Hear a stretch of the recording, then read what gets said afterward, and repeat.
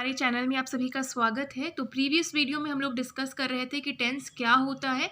ठीक है, हमने प्रीवियस वीडियो में डिस्कस किया था कि kinds of tense along with the example. I have already told you the definition of the tense. ठीक है, हिंदी में मैं आपको बिल्कुल बारीकी से बता रही हूँ कि टेंस क्या होते हैं। So in this video we are going to discuss tense कितने टाइप्स के होते हैं। जो बेसिक टेंस होते हैं present, past and future, we have already discuss in the previous video. Now we are going to discuss these things in the detail. So first we are going to discuss present tense. ठीक है, मैं आपको हिंदी में ही explain करूंगी ताकि आप अच्छे से समझ सको।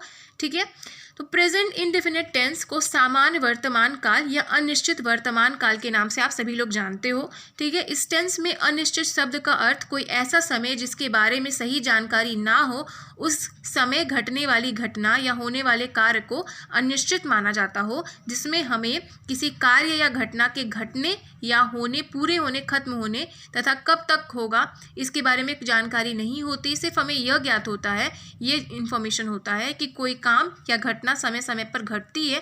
जैसे कि एग्जाम्पल पर हम ले सकते हैं, यह पुस्तक पढ़ता है ना, ही रीड्स अ बुक। ठीक है, इस सेंटेंस से हमें ये पता चलता है कि कोई पुस्तक पढ़ता है, लेकिन हमको ये पुस्तक पढ़ने का समय या कब तक पुस्तक पढ़ रहा है इसके बारे में कोई भी इंफॉर्मेशन नहीं है। ठीक है, जैसे कि हम यूज़ कर सकते हैं, पृथ्वी सूर्य का चक्कर लगाती है, the earth moves around the sun. तो ये सामान्य सत्य हो गया। ठीक है, सूर्य पूरब में उगता है, the sun rises from the east.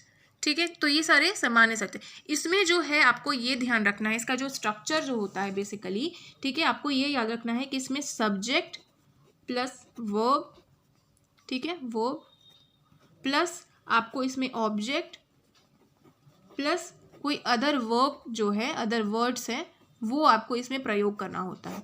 ठीक है, तो ये आप सभी लोग कभी भी नहीं भूलोगे। ठीक है, कि आपको प्रेजेंट इंडेफिनिट टेंस का जो स्ट्रक्चर होता है उसमें subject plus verb plus object plus other word का यूज़ किया जाता है और तभी आप इसको बना सकते हो।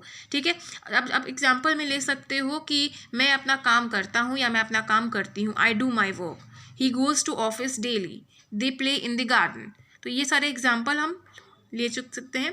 प्रेजेंट कॉन्टिन्यूस टेंस को प्रेजेंट प्रोग्रेसिव टेंस और इम्परफेक्ट टेंस के नाम से भी आप लोग जानते हो। इस टेंस को हिंदी में अपूर्ण वर्तमान काल कहा जाता है। इस टेंस में कॉन्टिन्यूस शब्द का प्रयोग हुआ है। कॉन्टिन्यूस का हिंदी में मतलब होता है कि निरंतर जारी रखना, जैसे कि राम हंस रहा है। ठीक है, इसमें आपको subject plus is, am, are plus verb plus I N G plus object plus other word use करना होता है। ठीक है, जैसे कि आप एग्जाम्पल ले सकते हो, I am searching him, Rohan is dancing here, I am not helping him, I writing book. तो ये सारे जो एग्जाम्पल हैं वो आप ले सकते हैं। अब आता है प्रेजेंट परफेक्ट टेंस। इस टेंस को हिंदी में वर्तमान काल के नाम से आप लोग जानते हो। इस टेंस में हमें ये पता चलता है कि कर्ता द्वारा किया हुआ कार्य हाल ही में पूरा हो चुका है। इस टेंस में ऑलरेडी, नेवर, एवर, येट आदि का उपयोग किया जाता है। जैसे कि ऋचा काम कर चुकी है, ऋचा काम कर चुकी है। तो these are the example of present perfect tense. ठीक है, तो ऋचा काम कर चुकी है, तो ये एग्जाम्पल आप ले सकते हैं। ठीक है, अब हम यहाँ पे बात करेंगे प्रेजेंट परफेक्ट कॉन्टिन्यूस टेंस के बारे में। तो इसका मतलब होता है कि अपूर्ण वर्तमान काल होता है। जैसे कि रोहन 2 घंटे से संस्कृत पढ़ रहा है। इस सेंटेंस से हमें ये पता चलता है कि रोहन ने लास्ट 2 आवर्स से पहले संस्कृत पढ़ना शुरू किया है और वर्तमान में वो अभी संस्कृत पढ़ रहा है। उसके संस्कृत पढ़ने का कार्य आगे भी जारी रह सकता है। इस तरह की बातों में निश्चित समय तथा अनिश्चित समय, पीरियड ऑफ टाइम का वर्णन होता है। ठीक है, इसका जो स्ट्रक्चर है वो कैसा होगा, तो subject plus has been, have been plus verb I N G plus object और अदर वर्ड्स आप यूज़ कर सकते हो। लाइक मैं 2015 से काम कर रही हूँ, तो इसको इंग्लिश में कैसे बोलेंगे, I have been working since 2015। ठीक है, now we are going to discuss about the past tense. तो अनिश्चित भूतकाल, जिसे हम पास्ट इंडेफिनिट टेंस बोलते हैं, उसके बारे में डिस्कस कर लेते हैं।